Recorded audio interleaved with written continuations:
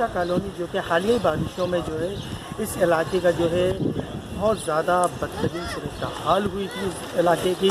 اس وقت جو ہے یہاں پہ بحالی کمیٹی MKM پاکستان جناب فاروق ستار کے تعاون سے یہاں پہ ایک جو ہے کیمپ لگایا گیا ہے. ہم فاروق ستار صاحب اس وقت موجود ہیں.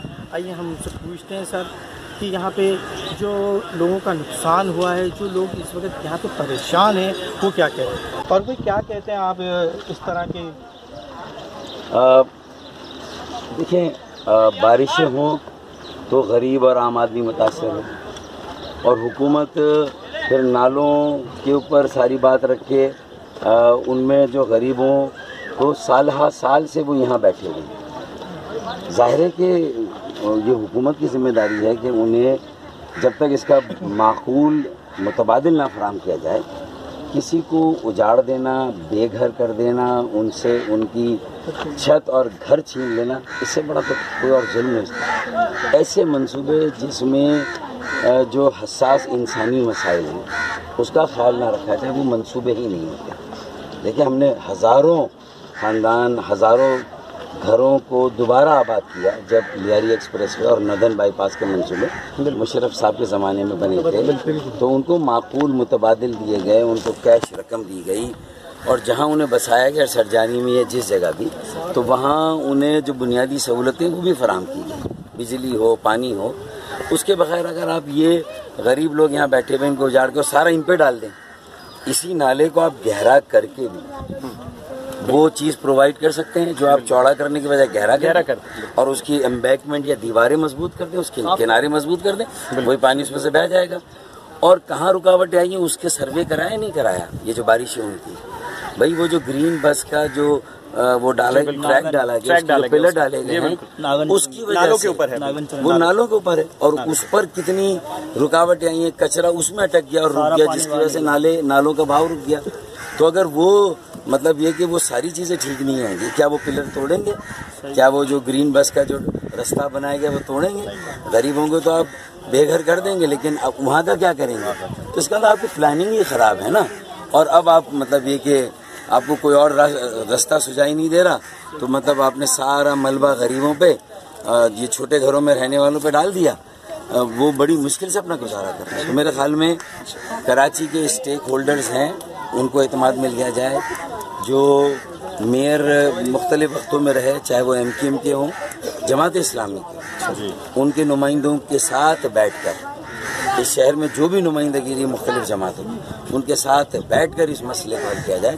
ہم اس کے 10 اور راستے بتا دیں گے کہ یہ مسئلہ کیسے حل ہو سکتا ہے. فاروق بھائی, یہ کل جو عمران خان آئے, وزیر اعظم صاحب آئے, انہوں نے جو اعلان کیا, پچھلے سال بھی اعلان کر کے گئے تھے, وہ تو ملے نہیں. اس کے حوالے سے کیا کہیں گے؟ کہ پچھلے سال والے بھی انہوں نے 900 ارب کا اعلان کیا تھا غالباً, اور اس سال بھی 1100 ارب کا اعلان کیا, تو اس حوالے سے کیا کہنا چاہیے آپ؟ نہیں, انہوں نے MKM کے ساتھ معاہدہ کر کے ایک پیکج 162 ارب کا دیا, تو اس میں سے 2 سال میں کتنے ملے, اور جو ملے وہ بھی کہاں خرچ ہوئے, تو یہ بھی لوگوں کو معلوم ہے. تو اب یہ 1100 ارب کی کیا توقع رکھیں گے لوگ کہ 1100 ارب مل جائیں گے؟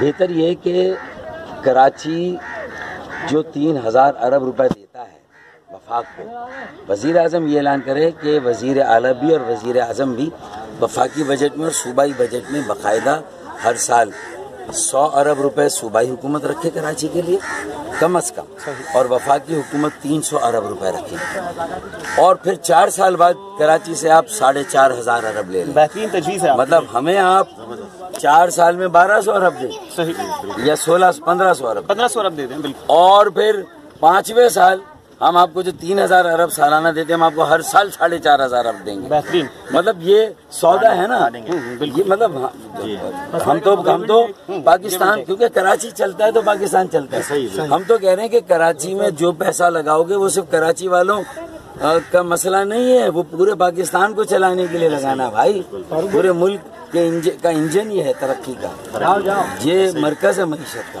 فاروق بھائی, یہ نالے کے متاثرین ہیں گجر نالے کے, کل جو پرائم منسٹر کا وزٹ ہوا ہے وہاں یہ بات طے پائی ہے کہ نالے کی صفائی اور ان کی جو بناوٹ کا کام ہے وہ سارا NDMA کے سپرد ہے, اور جو اطراف کی آبادی متاثر ہوگی इंक्रोचमेंट के तहत जो घर तोड़े जाएंगे उनकी नकल मकानी का काम सूबाई गवर्नमेंट के हाथ में दे दिया गया है। सिंध गवर्नमेंट की जिम्मेदारी डाली गई है। आप मुतमईन हैं इस इक़दाम से कि सिंध गवर्नमेंट इनको बसा सकेगी किसी मुताबिक जगह पे? देखिए न सिंध हुकूमत का कराची में कोई ऐसा खास वोट बैंक है, बिल्कुल, और जो NDMA वाले हैं वो ज़ाहिर है कि वफाकी हुकूमत के अंडर है। तो PTI का अगर वोट बैंक है तो जो वो वाला काम जहाँ इंसानी मसाइल आ रहे हैं, जहाँ इंसानी बस्तियों से डील करना है, वो तो आपने उनको दिया जिनका वोट बैंक नहीं है। और जो मीठा मीठा हाफ है वो आपने NDMA FWO को रख दिया, और कड़वा कड़वा थू थू आपने यहाँ डाल दिया। सूबाई हुकूमत ने पहले कभी कराची को मोहब्बत से देखा, अपनाइयत से देखा, कभी कराची में कोई पैसे लगाए? ये तो लूट का माल है। इससे टैक्सों से भी हमें लूटा जाता है, और टैक्सों के अलावा भी ऊपर से भी हमसे जिस तरह कहीं पुलिस वाला ले रहा है, कहीं ट्रैफिक पुलिस वाला ले रहा है, कहीं बिल्डिंग कंट्रोल का अफसर ले रहा है, कहीं ये एनक्रोचमेंट एंटी एनक्रोचमेंट वाले ले रहे हैं, तो हम तो जगह कदम कदम पर टैक्स दे रहे हैं, जायज नाजायज दोनों टैक्स हम दे रहे हैं, हर तरह से हमें लूटा जा रहा है। तो यहाँ के जो असल नुमाइंदे हैं, जो यहाँ माजी में मेयर रहे, काउंसलर रहे, नाज़मीन रहे, उनके साथ बैठकर क्या मुतबादिल जगह होगी, कहाँ बसाया जाएगा। जैसे जब हमारे हाथ में मामला थे तो हमने 25,000 खानदान दोबारा आबाद किए। ये याद रखें कि जो उजड़े और फिर ना बसे ये दिल व निराली बस्ती है। जो उजड़े और फिर ना बसे ये दिल व निराली बस्ती है। बस्ती बसना खेल नहीं है, बसते बसते बस्ती है। बहुत शुक्रिया। हमारे साथ मौजूद MP पाकिस्तान के हाली कमेटी के सरकार जो कि कर रहे थे, जिस तरह के यहाँ के लोगों के बारे में उन्होंने बताया और अपना एक मशवरा भी हुकूमत को दिया, जो कि मकसद है आप लोगों ने देखा और सुना भी। कैमरामैन शराज के साथ ताहिर को इजाज़त दीजिए और देखते रहें कैन न्यूज़ कराची।